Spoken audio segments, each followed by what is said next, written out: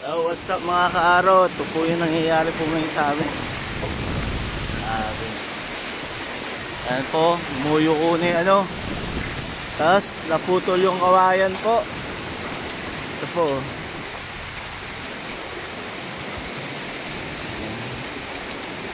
Grabe po yung bagyo dito.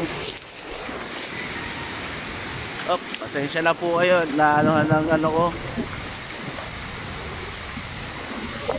Tatakpan na ang aking kapote. Ayan po. Marami pong nagtumbahang kawayan.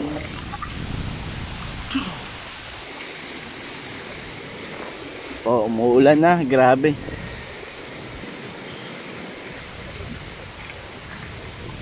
Ayan po yung mga ano, puno ng kawayan, nasa kuryente na.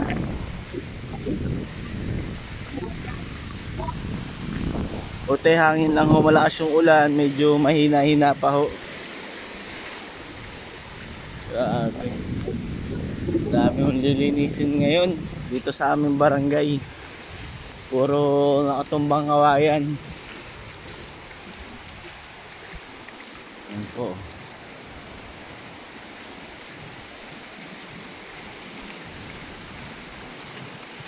Kasi yan po yung mga dahon ng mga kawayan na nalaglag. Grabe.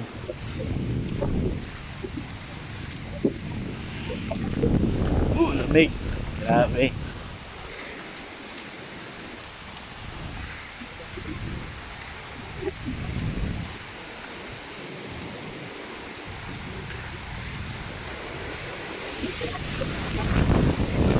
Lakas ng hangin na naman. Yeah, oh.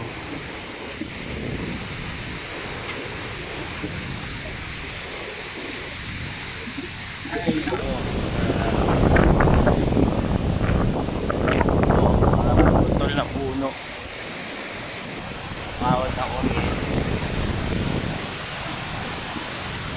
Ay, grabe. Lakas ng hangin. Yan po, lakas ng hangin, no? Grabe.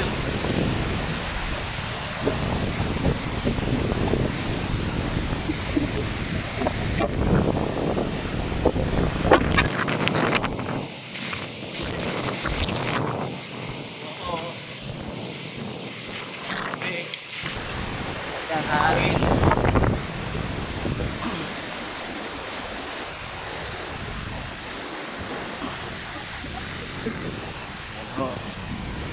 Mga sabit-sabit ng kawayan, dahon-dahon.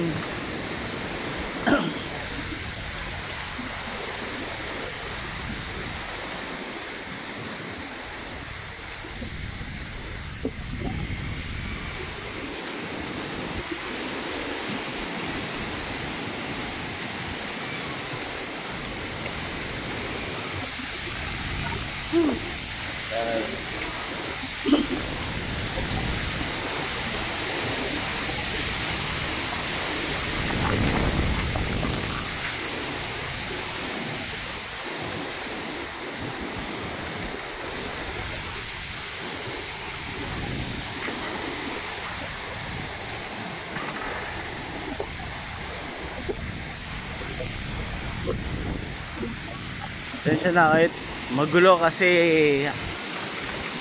hawak ko lang sa kamay. Medyo naglalakad po kasi ako. Tinitingnan ko po, umiikot po ako.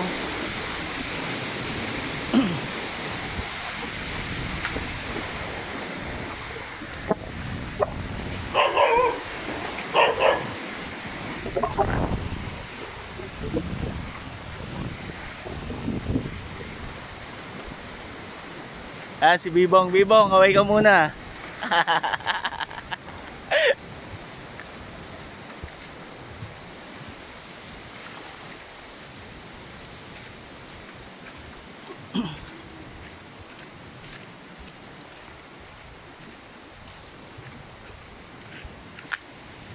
Ano po nangyari dito po sa amin?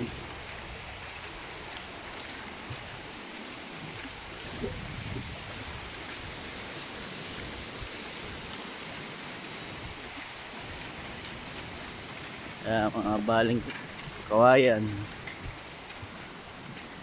Puno na ng saging, nagtumbahan.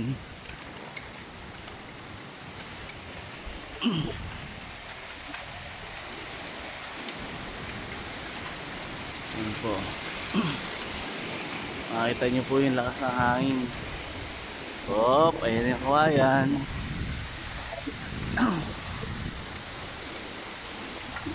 Puno ng saging, oh, tumumba sa ano ng street light. Ng street light.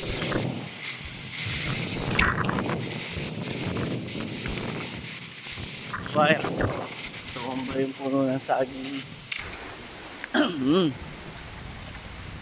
May bunga pa ng saging, sayang.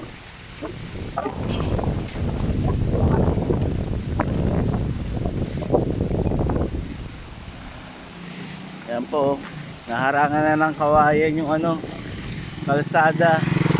Hindi na humadaanan ng mga ano, sasakyan siguro to.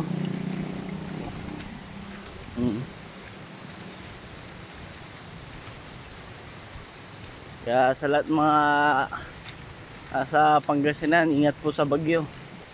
Kaya lakas ng hangin. Gitna na ng kalsada siya.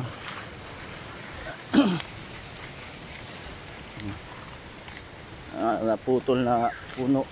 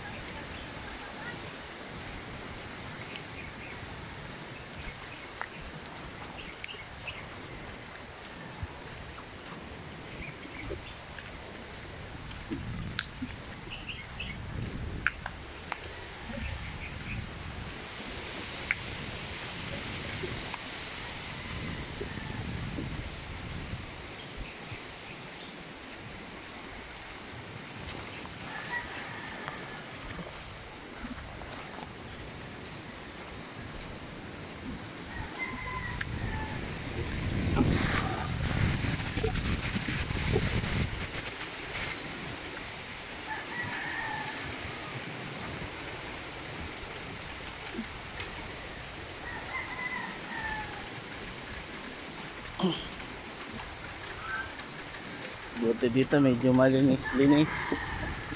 Kasi pag ganun ng hangin, hindi papunta sa kalsada.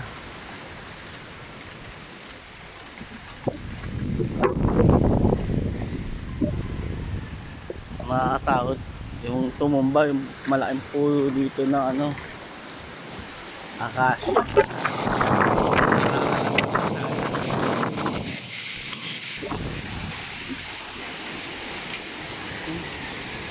Sarado. Babalik na po ako. Sarado yung pagbibilan ko. Bibila sana ako ng patuka ng manok. Mahal po kasi ako alagang manok na native.